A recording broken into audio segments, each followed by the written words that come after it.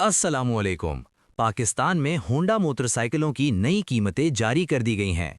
Honda CD70 की नई कीमत 1,51,900 रुपये है। होंडा CD70 ड्रीम की कीमत 1,62,900 रुपये है। होंडा प्राइडर की कीमत 2,01,900 रुपये है। होंडा CG125 की कीमत 2,26,500 रुपये है। होंडा CG125S की कीमत 2,71,900 रुपये है।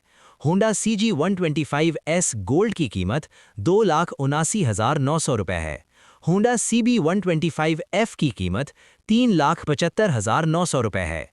होंडा CG150 की कीमत 4,24,900 रुपये है।